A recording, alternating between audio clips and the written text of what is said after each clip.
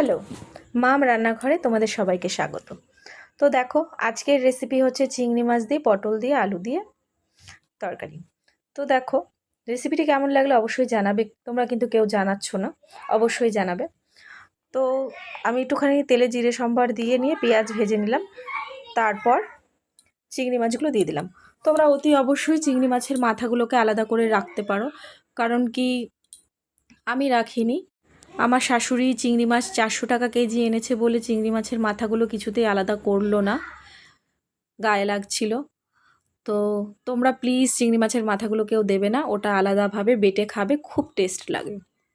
তো চলো, এই পর্যায়ে এসে এটাকে একটু ভাজা ভাজা হলে মশলাটা দিয়ে দেবে। মশলা পেস্ট করেছিলাম আমি, 2টো পেঁয়াজ কেটে দিয়েছিলাম, একটু আদা, একটু জিরে, একটু কিশমিশ, একটু জায়ত্রী জায়ফল, গোটা গরম মশলা, কাঁচা লঙ্কা দিয়ে মিক্সারে গ্রাইন্ড করে নিয়ে, তো এই পর্যায়ে একটু নাড়িয়ে নিতে হবে ভালো করে যতক্ষণ না তেলটা ছাড়ে।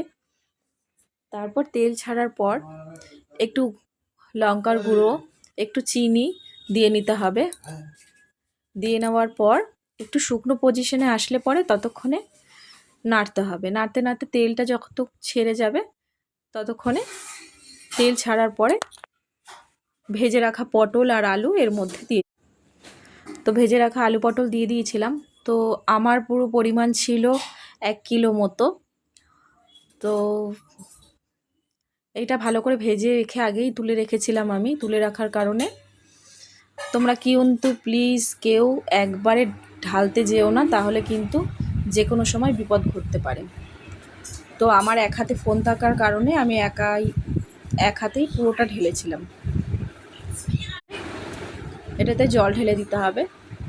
তো জল ঢেলে দেওয়ার পর আমি কিছুক্ষণ এটাকে ঢাকা দিয়ে রাখবো। যতক্ষণ না সেদ্ধ হয় ততক্ষণ আমি ঢাকা দিয়ে রাখবো।